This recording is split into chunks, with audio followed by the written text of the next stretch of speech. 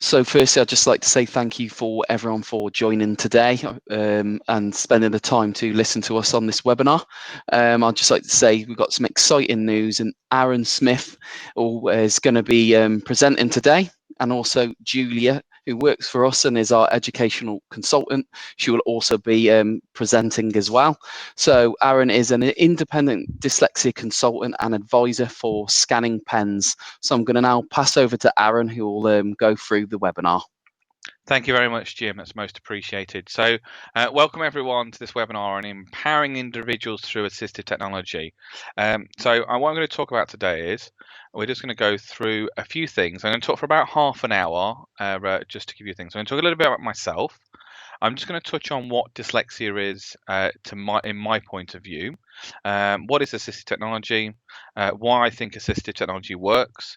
What I think what we need to think about, and of course how to empower people. I love that word, empowering.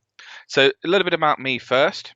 So let's start with me, and kind of my life is definitely that forest view. It's kind of the view of the path to the very end. And the biggest thing you want to know about me is that I am dyslexic myself, and I'm just trying to let me know. Jim, can you let me know if you can see my presentation? Can you see I am dyslexic on the screen? If someone wants to let me know in the chat box, because I can't see it. No. Okay, hold on 1 second. No, I can't see Arran at the minute. Okay, hold on 1 second. It was working. You know you love it when things don't want to work. Yeah, technology for you. Technology for us. Let's hold on. I have an idea. So Tracy can see it. Okay, you can. Can you see the word I am dyslexia? I can't at the minute. No. Yeah, okay. Some people can see it, some people can't. I will go through it and basically, and I will share these slides with Jim anyway, so you can do it. What I'm going to do is I'm going to stop sharing, share application, and hopefully now we should be able to see it. It is. So there you go. Yeah, got it. That's great. Okay, that's fine. I'm just going to minimize this and I'm just going to go through it and not worry about it. So as it says there, I am dyslexic, and for me, I am severely dyslexic. I'm 35 years old. I have a reading age of a 9-year-old, a spelling age of an 8-year-old. I have no automatic reading capability. I also have tendencies of ASD, ADHD, and dyspraxia. I'm very lucky at the moment that I'm not standing up. I'm sitting on a chair, so hopefully I won't trip over anything. I've worked in the field of dyslexia for over 15 years, and for me, I love technology. So technology for me has been the changing of my life. And like my earliest memory of technology is in year 6 when we had ASDA for school vouchers, and that kind of concept of having a computer where you can have Encarta and where you can watch a video of inside of a body, or you can watch a video of a space station of space. It was just really like kind of a mind-blowing kind of concept for me. Now, I found out I was dyslexic when I was age 9, and my analogy is like going to the dentist. And the reason I said that is that the day that my mum said, Arran, you've got dyslexia, I was like, yeah, this is brilliant. I have a label. And I was really happy about it. I thought, well, this is why I have all these problems. The same kind of time was that actually that the dentist said, Arran, you need to have 8 teeth taken out. And the concept there was actually that I linked the two together in my head, and basically that my dyslexia was just not good. It was definitely a good and bad times in my life. I think bad times were the point when I was really angry at home. I kicked the my bedroom door down 3 times until it fell off its hinges. Funny digress of a story here that my dad said I had to put a new door on. So we went to B&Q, bought a new door, and we had them hollow doors, the ones that have got like thin cardboard in the middle of them. Lightweight doors, light frame, so they break very easily, really. And I said to Dad, I want a proper full wooden door, and I want you to cut it in half, and I put a hinge in the middle of it. And he went, okay. So he went with me, he did it all, put it on the wall, and so literally I've got a folding door now. So door folds in half, and it folds properly. And he said, why have you done that? I said, I'll show you. So I kicked it, and it smacked me in the face. So I learned actually not to ever kick it. So coming back to life, I got a statement in year 6. So I know we call it Education, Health and Care Plan, and I got that because of a lot of support and a lot of pressure from my mum and dad. And kind of like my high school and upper school was very different. My high school was very much not a lot of support, one member of staff saying that I never amount to anything. But my upper schools, when I did my GCSEs, and it really changed my life. People actually that kind of really made me understand. Every day is where dyslexia is for me. Dyslexia is there every day. I have difficulties, have strengths every day. But because of technology is available to help me, and that's the most important thing. So for me, my life has changed, and I think that as it shows here, my mum and dad really changed my life. They gave me support. They took me to the Leicestershire Dyslexia Association, which is an independent charity based in Leicester, which gave me confidence and gave me my BDA Young Achievers Award. And actually, ultimately, then I started working for the British Dyslexia Association. And basically, then over life, I've kind of changed, and I've now got a success in life. So basically, that I've worked in that field for over 15 years. I'm a founder of 2 companies. So I own the SEND Group and the LVA Group. I'm a consultant for large international companies, including Scanning Pens and a company called Microsoft. I was able to speak as an international speaker in India in 2017, and I'm also a specialist consultant for St David's College, which is a mainstream day and boarding school for age 9 to 19 co-ed with a specialty in dyslexia. At St David's, we have the Scanning Pens there. We have 600 one-to-one lessons happening every week, and around 65% of our students have an additional learning need. So that's either dyslexia, dyspraxia, mild autism, mild ASD. So it's a very useful thing for me to do and move forward. So let's now think about dyslexia. So this is the picture I'm using. I'm hoping people can see this picture of this girl. It's a black and white picture, and I use this because I think that actually, for me, we've got to look at technology in a broader sense. I will reference Scanning Pens because I like the product. I've used the product. I sell the product. I go out and talk about it. And for me, the thing about it is, though, is you've got to get the right product for the right person. And you've got to understand it. So you need to understand dyslexia. You need to make sure that you understand that young person, that child, that adult, and understand their differences. And that comes for every difference. It doesn't mean just dyslexia. But when we think about dyslexia is not just about reading. It's not just about spelling or writing. It can be often about time management, working memory, that concept of dialing a phone number, them organizational skills, and also like that lack of visual blueprints. Thinking of the words when you see that word in your head. So if I said the word cat, what do you see in your head? If I say it again, if I say the word cat, what do you see in your head? And I'll probably say that probably about 10% of you will see the word cat in your head when I say the word cat, and the majority of you will see a picture of a cat. And that's kind of that blueprint concept, the concept of actually being able to see the word cat. It also is the concept of auditory learners. We think of that visual confusion with words like was, saw, Sam, that inconsistency in words like was, saw, and Sam, because actually they are inconsistent. Sound confusion like f, the, v. And we know it's weak phonological awareness skill that lots of dyslexics face.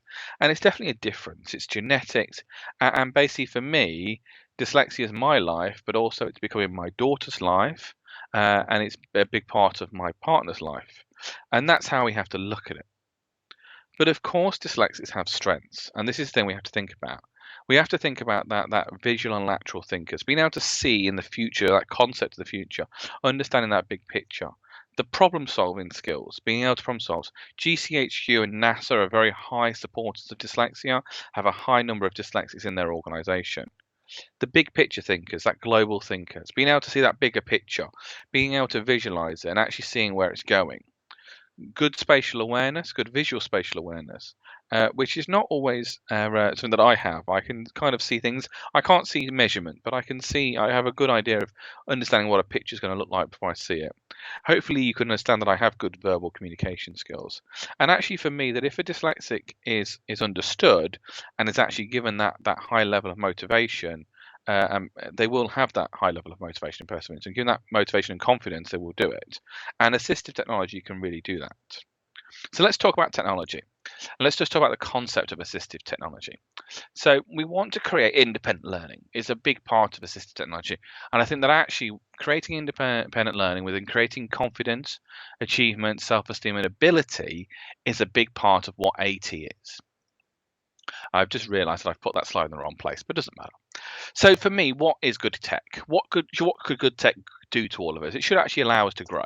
It should allow us to be empowered, succeed, be encouraged, should reduce stress and have empathy. These are terms that I believe that good tech gives us all these things. If we get it right for a young person, we get it right for an adult, we can really achieve. So what is assistive technology? Well, of course, assistive technology is assistive. It may be adaptive. It may be rehabilitating. It may be a aid or a support. It can assist. It can change. It can empower. These are terms that are built within. Whenever you look at the words assistive technology, what they do, and assistive technology could be anything from back in the day a page turner to today a scanning pen, or today a mobile phone. And these are the things that we think about when we look at technologies. We have to get the right technology for us. Now, for me, I think that actually most of our assistive technology is productivity tools. We are actually helping that concept of them differences or difficulties and actually creating productivity out of it. They are aids for differences and difficulties. And that's exactly how I look at AT. So for me, AT should allow you to achieve, should allow you to grow, should be supportive, but most important, should be independent and improve self-esteem and confidence. And I think that actually we can see that when I use AT, it really helps me. Now, I've been using assistive technology for the past 10 years. So even when I did this presentation, I'm using AT. I'm using lots of different pieces of AT. Now, when we look at the different types of AT, and I'll come back to what I've just said in a second, we have text-to-speech, we have speech-to-text, and then we have other technologies like mind mapping, note-taking, spelling, and of course, educational software. And these are really difficult to actually kind of put into kind of concept. Within the assistive technology market, there is a lot more products and services for them productivity tools. Where I've put education at the bottom, that is actually quite a small niche market. There is only like 3 or 4 products out there that actually help a child read, help a child spell. Sorry, I'll rephrase that. Actually improve a child's reading and child reading and spelling. But actually AT can do that, but over a longer period of time. So I look at it as software, which is built in or installed, and of course hardware. Now we're looking at, as the concept of today, a lot about hardware and how we look at hardware. But I want to just talk about software for just 30 seconds, or probably a little bit longer, knowing me, and my journey. So I'm a person that has been using text-to-speech and speech-to-text every day. I use that in email, I use that on Word, I use that on PowerPoint, I use that every day. And for me, I've been using third-party products. So I've been using them products, I've been loading them up, and I've been using them. And they've worked really well, and they do work well. But actually, the thing about where things are moving with certain people, so people like what Microsoft have done with built-in products, now for me, actually, in my PowerPoint, I have the dictation button. In my email, I have the read aloud button. This is saving me time because actually it's not loading up a third-party product. It's already there. It's already built in. And that's because my life revolves around using that technology. So I'm using that technology every day. But then in certain occasions, like when I get a letter. So today there's been a letter here about a piece of work what I'm doing with another company. And basically I could get my partner to read it, which is probably the thing that I normally do.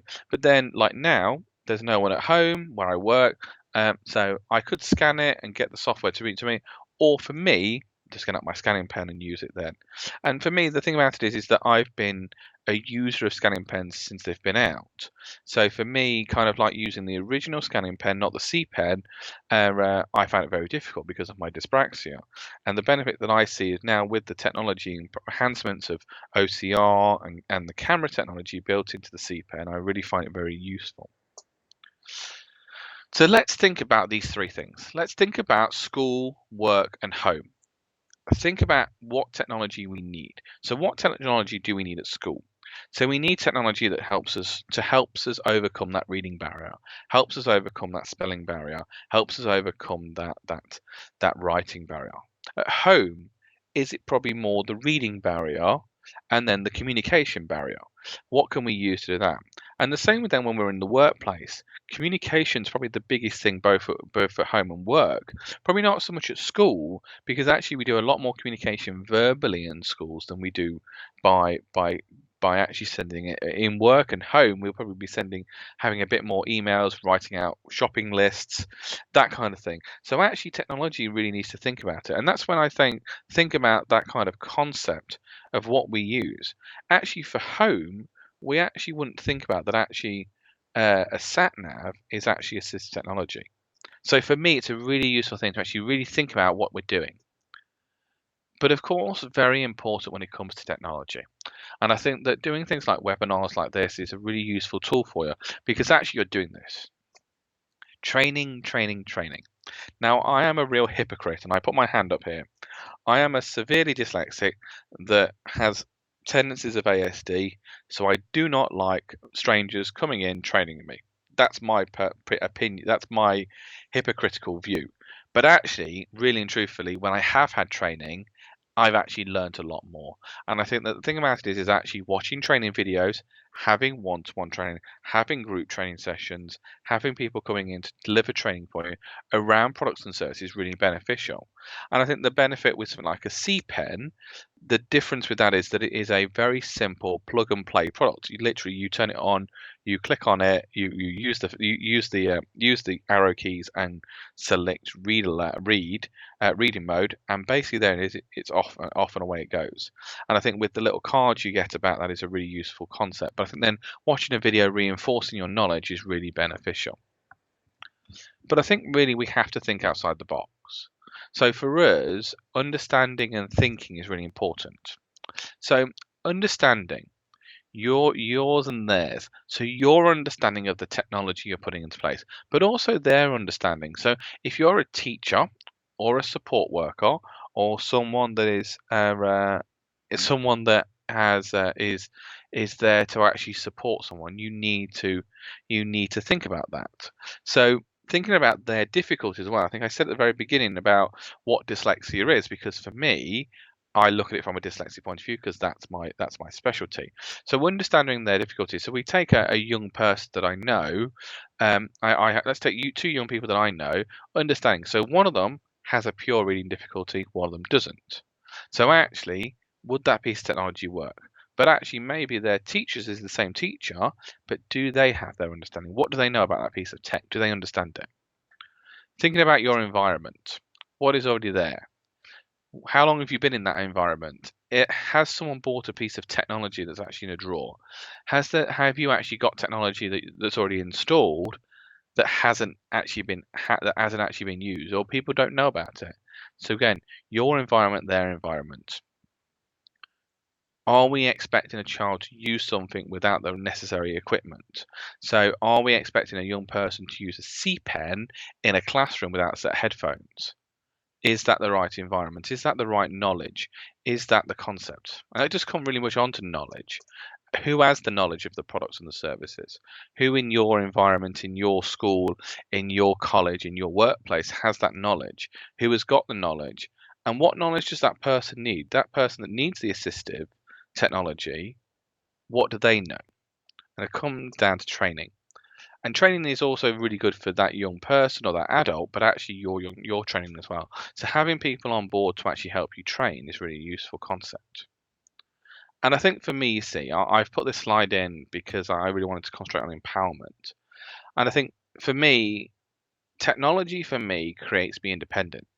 And the negativity for me is that actually that because at school I spent my life having a teaching assistant sat next to me because because my school were able to do that, I actually lost that independence. So for me, putting technology in and whatever technology is put in, as long as we have thought about it, we create independent learning. Confidence, and actually I probably missed one off here, and I'm going to talk about confidence and achievement is kind of as two concepts.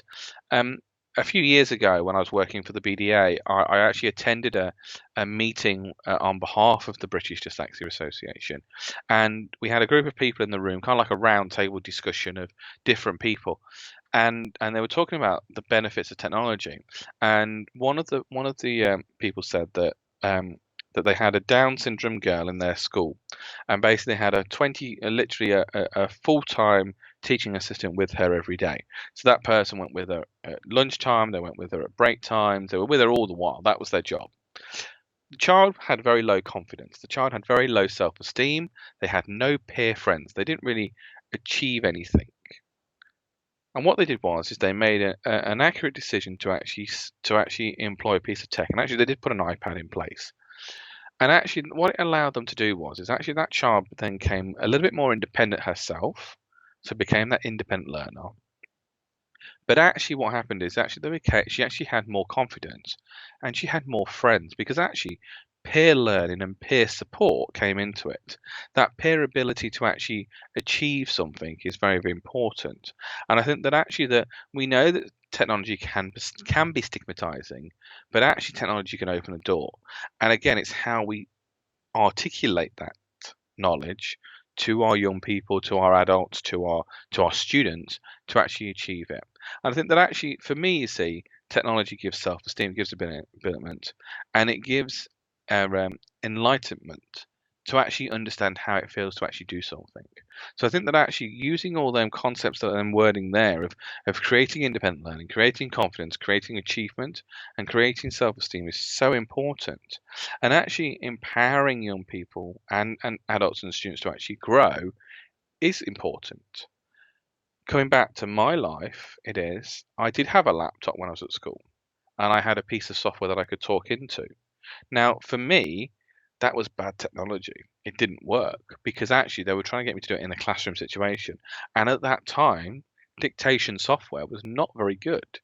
So actually for me, it was fascinating for me now to see how the advances of technology have grown, actually, that we can now very easily dictate into a smaller device in the middle of an exhibition hall and get pretty good accuracy. And that's how important it is that actually getting it right, understanding it. We know that people say to me that I've had people in the past say to me that technology doesn't work. And I'll say, have you tried it? Have you thought about it? And I think that the problem we have issues with our education system quite a lot with exams, with the processing of how we do stuff. But actually, we need to get it right, and actually give that support to that young person, that adult, and that child. To actually really grow their confidence. Again, very important. Of course, you've probably guessed what I'm going to say on this slide: training, training, training. Because I think the thing about it is, for everyone out there, you only know what you know, and you don't know what you don't know. So actually, learning something is very important. I think using the terminology every day is a school day is really important. Being able to say that actually, you know what, I know how to do this 97% of the time. Because one of the things we will know is, and if we work within the education structure and work within the education sector, our young person is going to know it better than we do in one sense. And that's the thing. For me, I learn very differently. I learn by doing, by touching. And that may be a beneficial way of thinking about it. So I think really untruthfully for all of us is just keep thinking about it, keep having an open mind. And the real thing about it is for me is it works for me. So for me, technology works really well for me. And it works for me because I make sure it works in the sense that I know what my difficulties are and I know what technology is out there to support me. And I know that when I plan a presentation, I use a mind mapping tool. I know that when I actually have my presentation in front of me, I dictate into it. I know that actually built into PowerPoint is a brilliant thing called design ideas, and I can make, hopefully, you believe in me, that I've made fantastic slides that look good. And I can do this with a little question person with a little girl sticking her hand up, because I just use technology to its full advantage. And again, that's using that full advantage concept. So I've finished my half an hour. Hopefully that you've enjoyed my bit. I'm going to hand back over to Jim for him to hand over to Julia. Thank you very much. Thanks, Arran. That was absolutely amazing. At the end, we will have a bit of time, so if anyone has any questions for Arran, feel free to post there, Jim. That box. Yeah, can you hear me? Yes, I can hear you. Oh, yeah. You can hear me. So Jim's disappeared, which is always useful. Well, do you know, I Yeah. was just wanting to talk to you a little bit, Aaron, Go on, by all about means. some of the things that you were talking through. So I'll just briefly introduce myself if we've lost Jim at the moment.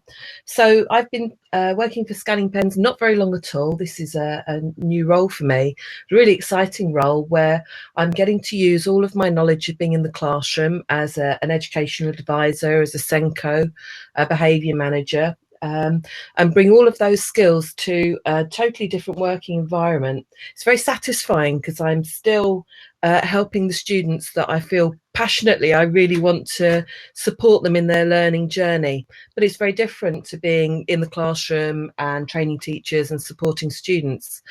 But here I am on a new journey, and it's really fantastic to have the opportunity to talk to you, Aaron, because I've followed a little bit of your progress along the way as an inspirational dyslexic person who is absolutely embracing the positive dyslexia journey 100%. And I think you're a fabulous role model for everybody who struggles with just getting by on the day-to-day business of learning and education and being in education with some sort of specific learning difference or difficulty. And when you started at the beginning of the conversation, you mentioned that you had a lot of different difficulties that were holding you back as a young chap in education.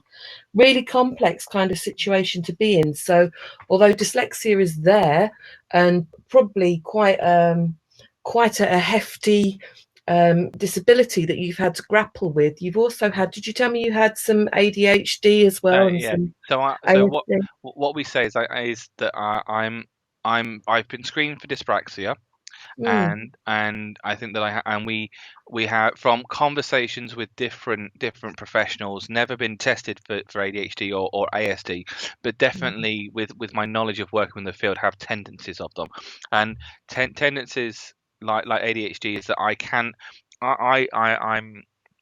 I don't drink really, but I can go to a party, and I'm going to give you this because this is really interesting, I think. So if I can come and speak to, we've got like 10 or 15 people on this webinar that I'm talking to about my dyslexia, have no issue with that, not bothered about it at all, even not bothered that the technology may not have worked, doesn't bother me. I can go to a conference and talk to 1,000 people, would not bother me at all. I would fly to India and go and talk at the Indian Dyslexia Association, no problem. About 4 weeks ago was my partner's friend's husband's surprise birthday party. Um, I was on our bed at home, shaking, shivering, did not want to be there, found it very difficult to get up, very difficult to get into that positive mindset to go there, because actually I'm not in control. So my confidence is the wrong way around. And I don't like new I like, if I'm in control, I know that I can walk out that door, and I don't have to be in that situation. And I think that was the thing that actually that my the ASD tendencies is that I don't like change. I find change very difficult, and I know that we all find change very difficult. But I concentrate on that negative rather than the positive. But for me as a dyslexic, I know that the reason I can do things, I believe, is because of my dyslexia. The reason why I can go and have a meeting with someone, and actually afterwards have 37 different ideas of three things they've said, what actually grows it. So I think, yeah, I think you're right. It is. I think that life is difficult every day, but actually it's just an interesting thing. And I think I'm going to say one more thing, because I have this other thing called DVD, which is dyslexia verbal diarrhea. Um, and so you don't stop talking. But actually, I think that it actually, when I go to lots of exhibitions, um, and no one ever thinks about it, because actually every exhibition we go to, some people have TVs and they have things showing on them, but you can't always hear them. But actually, majority of people write a sign. Now, if we say that we estimate there's 10% of the population have some severity of dyslexia, which is 6.3 million people in the UK, if 6.3 million people can't access that written word, we need to think of different ways of doing stuff.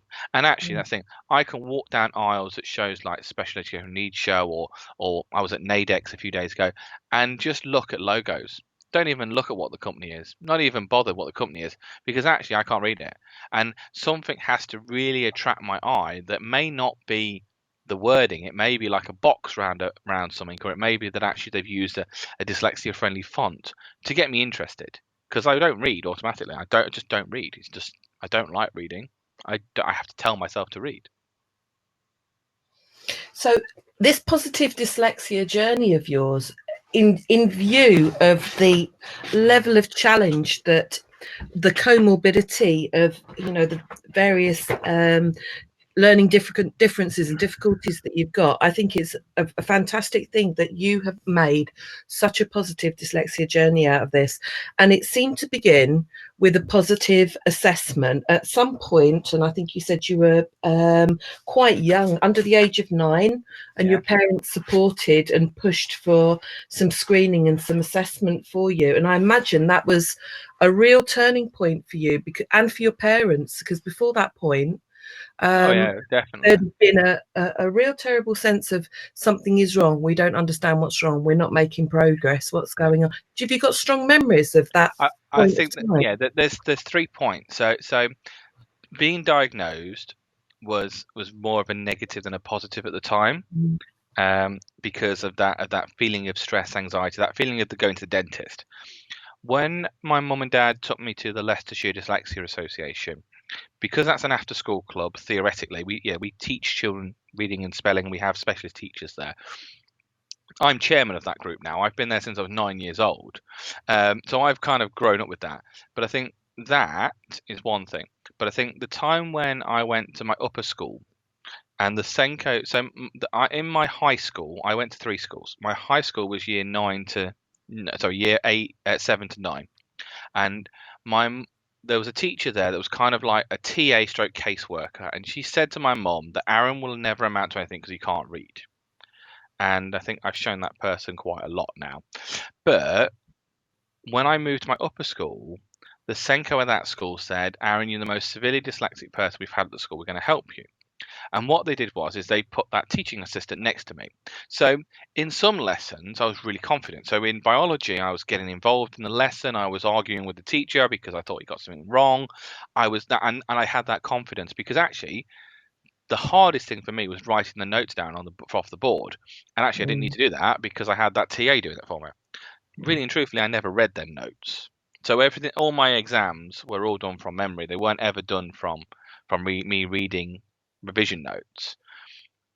But actually, that then coincided with the kind of empowerment that the then chairperson of the Dyslexia Association in Leicester gave me. He started teaching. I moved from the Saturday morning, which was our younger group, and then I went to our older group. But I went back and helped on a Saturday morning. But on a Tuesday, I was being taught maths by the then chairperson, and we kind of had a really good rapport. We kind of got on, and ultimately, literally, we kind of had a succession plan for me to take over. So I was asked to be vice chair, and kind of like that work I did there, I got that BDA Young Achievers Award. So having that award given to me by the BDA was kind of like a big deal. I think that kind of then ticks a few boxes, I think, and then having I also got an award from the Rotary Club for the work I'd done in youth work, and I think that kind of gave me confidence. But the thing about for me is that between I left college. I went to college and left at 18 or 17 actually. Worked for a youth worker for 2 years, got made redundant, spent 6 months on a building site as a labourer. Think of a dyspraxic pushing a wheelbarrow was so funny. It was. Man made a smoker it was called. But then moving into then retail and spending my life in retail for 6 years, being very depressed, having 3 alarms to get me out of bed, but then being empowered to actually work for the British Dyslexia Association, do something I believe in. Again, they're the 4 things. It's like that being diagnosed was one thing, but not as positive as it could be. Leicestershire Dyslexia Association, Young Achievers Award, Senko at upper school, and then working for the BDA means actually, you know what? I get to go and now talk about my life, and hopefully the 10 or 15 of you there inspire you to actually go out and say, you know what, we can achieve in life. We just have to think a little bit differently and change some things. It is. So It's wonderful. You are conforming to a chart that I've got called the Positive Dyslexia Journey. And I've just been, as you've been talking that through, I've been looking at the Positive Dyslexia Journey. And it goes like this. Okay.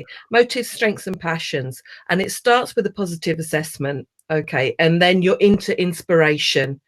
And then positive ambitions. And that's what happened for you. People were there to say to you, this is your chance to own this. This is your chance to move into that role. And from there, you moved into this goal directed activity kind of place where there was a real positive acceleration and acceptance of how you operate, how you learn, the support you need, the assistive tech that you require to enable you to do that really successfully. And that's moved you through to a positive career, resulting in individual success and also corporate success too. And that is the yeah, journey.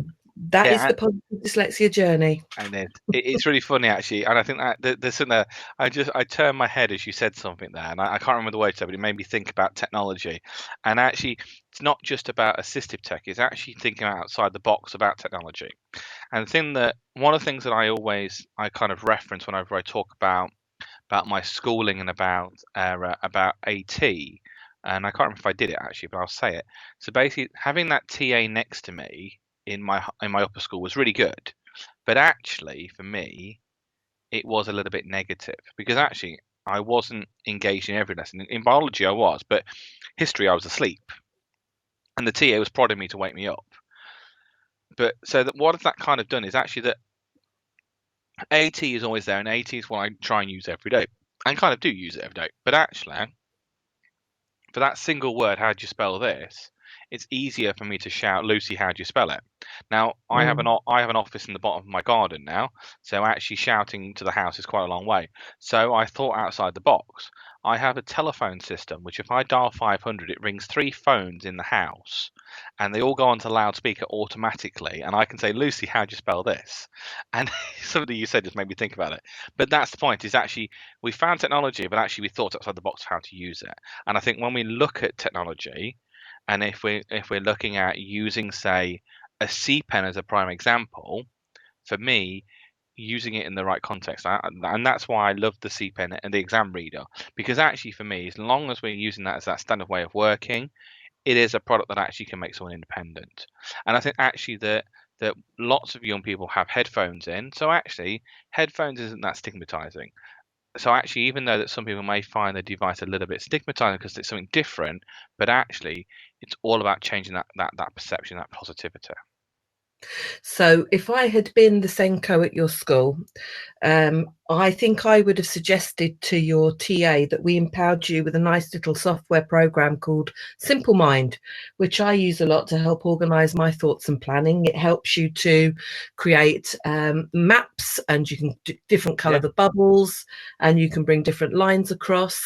yeah. So I've used Simple Minds. I have. it's terrific. And Yeah. when I had my dyslexic students in school, I would be saying, right, let's set them up with Simple Mind, because we're going to make all of this revision planning work now, and we're just going to go with keywords, and then we're going to audio record all the text that goes with these keywords, and we'll put them in files so he can listen back to those sections of information that he needs to be able to be successful in the exam. That worked really well, and that's before I knew about reader pen. Had I known about that, I could have been saying to that student, okay, let's get that text and put it directly to file in that program, and then you've got everything exactly where you need it. You can create your own map. We know that for dyslexic students, mapping things out is a really successful way of helping you to organize things. And you've got the added difficulty of some DCD and some dyspraxia, where organizing your thoughts and locations of things, that is such a terrific, powerful tool to be Oh able yeah, to put no. that I, help in, isn't yeah. it? I think that's so right. I think for me, see, for me, I found that there's other things in the marketplace that I've really liked. I've used Simple Minds on my iPad, and for me, it is like planning a talk. The benefit that I have now is that I have bits of talks already done.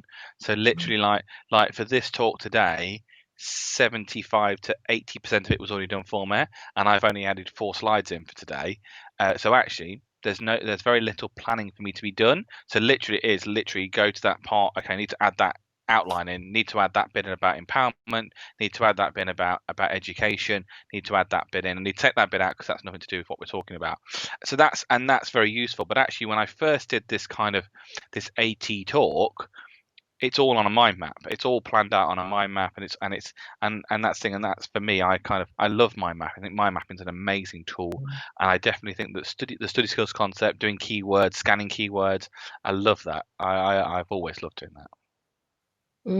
It's the best thing that we can do to support students to be independent, because actually it takes away the need for that TA to be stuck to your side. And actually we know that that's not always the most effective way to support a student in school. And although you might have a student who has got an EHCP with a number of hours of support, or I don't think we do that even anymore, that's, all changed, things have changed, but there's this expectation that you would have somebody there to support you for most of your time, and there's times when that's completely appropriate, and then there's times when it's really not, and that time would be much better spent looking at the best supportive technology to encourage independence and build self-esteem with that student. Because the thing that I was finding with the students I was teaching was this sort of chronic lack of self-esteem. And I completely understand, on the dyslexia dark side, why that happens, and why dyslexic children fail.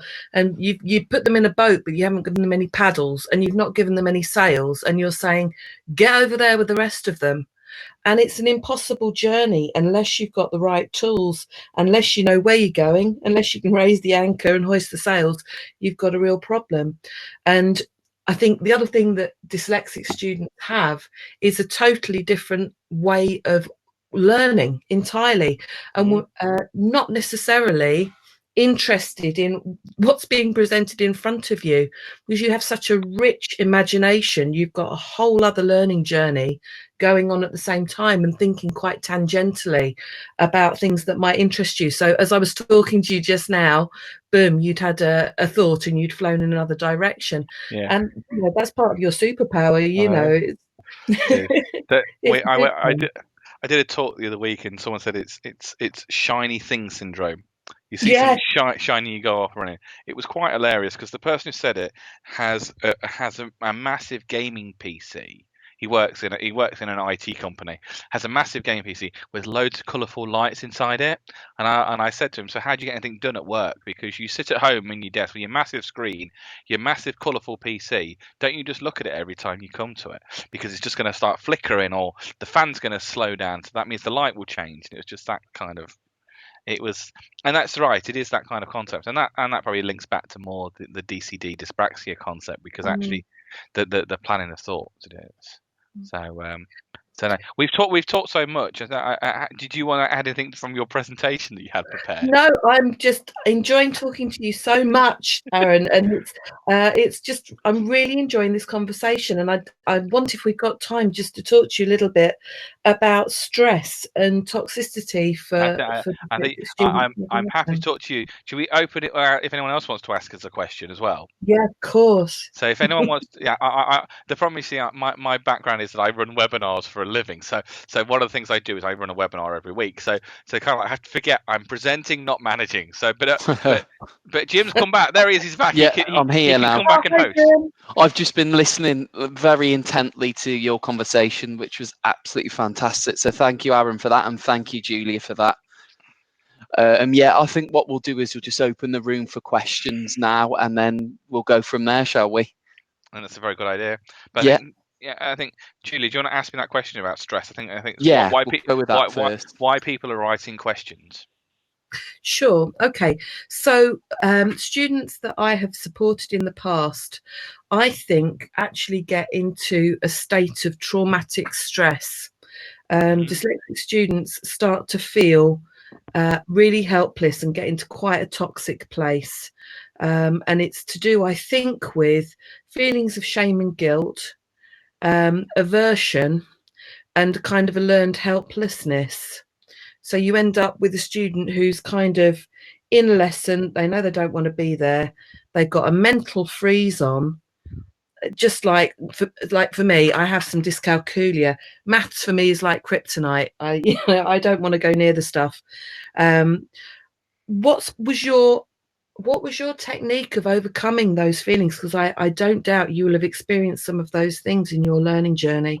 I think so. So I look back and I think that one of the things that I've done is I've kind of pushed that out of the memory because it was so negative. And I think that for me, I think the starting points why we have that is because actually the way that we assess dyslexia is very negative. It's all about the negativity. It's nothing about the positivity. There's no positive attributes in an assessment for a native. It's all about their reading score, their ability, their linking back, which in one sense is needed and one sense is not needed. But actually, for me, the big thing about it is that we need to think about how we can deal with it. So in my life, I think the thing about me is that there's probably three. So I do three things now actually that actually are kind of how I deal with stress. So one of them is that I have an ongoing obsession with a TV program. So I'm not I'm not a movie fan. I don't watch movies that often. I've got to really want to watch a movie to watch one. But I can watch a whole series of something within a day. I can have a real binge on a series. So my other half hates it that I do. I have two things that I would either listen to or watch. So one of them is The West Wing, and one of them is Harry Potter. So I will watch when I'm cooking. West Wing will be on in the background. When I'm in the bath, West Wing will be on in the background. When I'm just before I go to bed, West Wing will be on in the background until I'm told to turn it off. But actually, because actually that I'm not actually watching it, it's just there because my mind is then not running away. The same with Harry Potter. Harry Potter really keeps me really calm because I find it very philosophical to do it. But I think then for me, you see, like spending 3 hours in the bath is probably another way of dealing with stress. But I think at school, I acted out at home. So I was kind of probably the problem child at home. I was always naughty at home rather than at school. At school, I was the goody two shoes. I always had my shirt tucked in, always wore the right shoes. I didn't want to be naughty, and that's probably because I didn't want that negativity.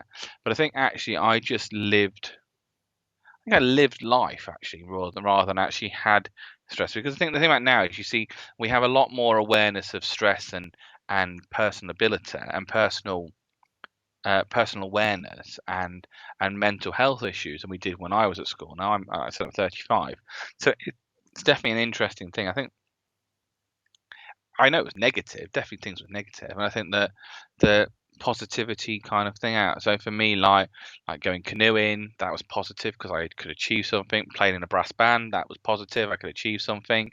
Being in scouting then and being back in scouting now, positivity.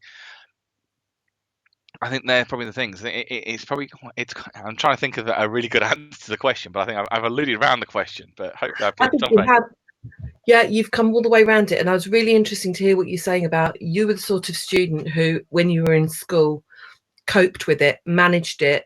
And I have seen students who've done that and then gone home and trashed the house, and beaten up the dog and all the rest of it, because that anxiety, the anger, frustration, it's not going to go away. It has to be released at some point. And it's as a Senko, I've been in that situation where I've had a parent saying to me, home life is awful, I don't know what to do, I'm really struggling to support. And I say, oh, this is really different to what I'm seeing in school. And then you have this conversation, you work out that you've got a student who's been bottling and stressing and unable to express just how difficult, how tiring that learning experience has been for them. And then when they get home, boom, that's where it all spills out. And I'm so happy to hear that your folks gave you lots of outlets and support through brass band and cubs and I think it's really ironic because actually my daughter is 5 years old and she's exactly the same. So she is. So she can. She's a 5-year-old going on 14. Because that's how she is. And literally, like even this morning, like she I don't know if she knows she's doing it, but she lashed out because I wanted to say goodbye to her while she was having her hair brushed, and she had to get told off what she did. But actually, she's been to the zoo all day. She's been to the farm all day today with school, and I bet she's been as good as gold. And it's really ironic, and I think that's the thing. It is that actually that certain times it is that kind of release of energy. I think I went to a talk once about about dyscalculia and dyspraxia, and actually one of the things that I know that I do when I'm really concentrated, my leg twitches because there is so much pumped up energy within your body, it has to be released, and that's how it goes. So yeah, no, it is fascinating. I think that's the thing. It is that if we have any Senkos in the room or people that work within schools, it is finding that way of being able to have that safe place, because I think that's the other thing. It is because home's a safe place. That's why people lash out at home, because it's safe. School is not always safe.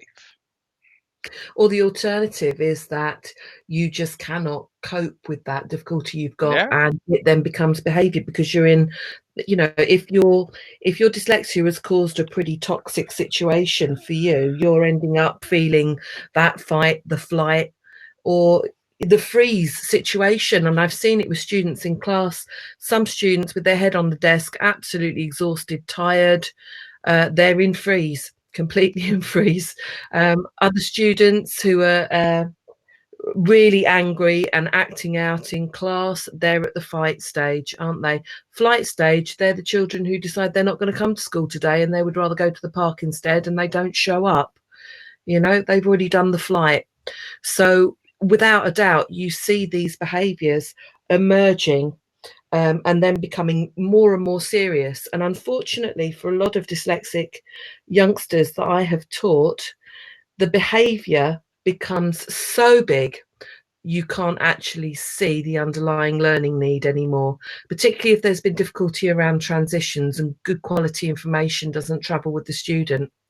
So what you then see is behaviour. You don't see a child with a learning need. And that's really tricky to manage. I think that's very true, and I think actually transition is a really, for me, I went through 3 schools. That's just because that's how our education system they've changed that now in Leicester, that we only go to 2 schools, primary and secondary. So actually, well, theoretically, I went to 4 because I went to a college as well. So in one sense, transition was good because it changed the dynamic.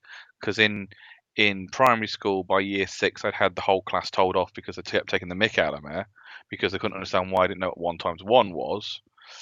To then going into a new environment that had a class teacher, a tutor that didn't understand how to cope with my difficulties, but having a okay supportive Senko and supportive tool, but having then one teacher that says I'd never amount to anything, to go into another environment with lots more students, but actually being more involved. And I think that's the thing, is finding that safe place. Well, my safe place at my high school was actually the vice principal's office, because he had a computer and he taught me how to use PowerPoint. That was it, and that's how I cope with stuff. Is finding ways to cope with stuff. It's funny in one sense. It's great. I'm so delighted that at that point, that thing that needed to happen for you, which was realizing the power of assistive technology to be able to actually move into that strengths decathlon that you have clearly run. You did it with assistive technology. Had you not had that little opening there, that might not have happened for you. And it just shows me how important it is that in schools right now, there really is a drive towards looking at the assistive tech that's available for students, the things that can empower and can really help young people to lift from this feeling of helplessness, sadness, rage, all of those things, with just sometimes a small tool can move that learning on immensely and make a huge difference. That's right, it can do, yes. It is. So this is nice. I like this idea that Microsoft is employing dyslexic people. They're getting the advantage of your your imaginative and creativity in your innovation. And I think Apple and Google and perhaps the BBC are also doing the same, employing more dyslexics these days. I think the thing about it is like I said, I think the biggest, so GCHQ, who's our intelligence agency, have got the most dyslexics just because of their problem solving skills.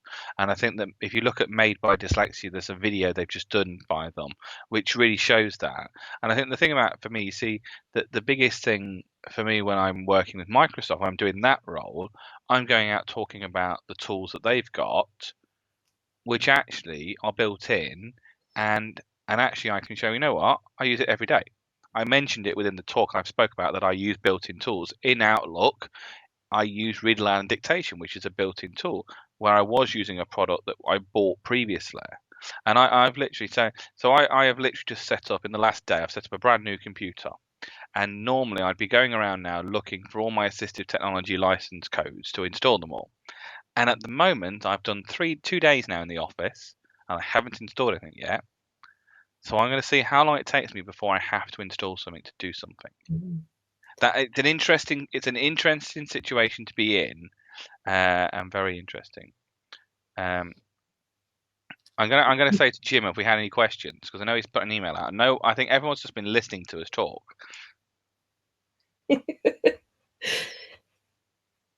Has he come back? Gone. Everyone's been engrossed by your conversations. Oh, I can see that Vicky's typing, so I'm loving this webinar system. I can see the person who's typing, which is really good. It is. Thank you very much. This has been really informative. Oh, that's very nice to hear. Yes. Thank you for joining us, Vicky. No, that's fine. Yes. So it looks like no one's going to give questions. Maybe they'll think of some at the end. But what I've said is, if they've got any questions, they can email me, and then I'll pass it on to you, Arran or Julia. No, that's thing. It was. It's Arran, really good. Yes. Can you give me these slides? Am I allowed to look at these at all? Yes, you can do. By all means, I will share them with you, so then you can have them, and you can share them out. That's fine. So Brilliant. So there will be PDF'd, so people can look at them. They can do. Just when we see each other, when I'm doing a presentation or whatever, you might just see some of your slides on there. That's fine. Well, yeah, that's why I PDF them. But me and you, Jim, we can negotiate. So I think I need to negotiate some of the things we've talked about today into a blog, Arran. I know. No, that's perfectly fine. That's exactly what I want to do now. It's brilliant. Perfect. That's fine. Thank you ever so much. I've really enjoyed talking to you today. It's been really interesting. Thank you. Yeah, it's an amazing webinar. Thank you, Jim, for inviting me. No, thank you, Arran, for coming along and doing it for us today. Thank you. That's fine, not a problem. All right. So what I'll do is I'll send everyone who's in here the slides. Do you want to give out these slides, Arran, or shall I just give out the recording? I'll send you a PDF, so then you can give that out to everyone. You can do. Fantastic. So everyone can get a PDF of these websites, and I can send that a recording to everyone as well, and they can pass on to your colleagues, or we'll do it that way. Brilliant. Okay. Well, guys, thank you ever so much, and thank you, Arran, for taking the time out to join the webinar and present today, and thank you, Julia, as well, for your time and coming along as well. You're welcome. It's been a pleasure. Cheers, guys. Thank you so much. Thank you. Very much. Take care. Bye. Bye. Take care, guys. Bye.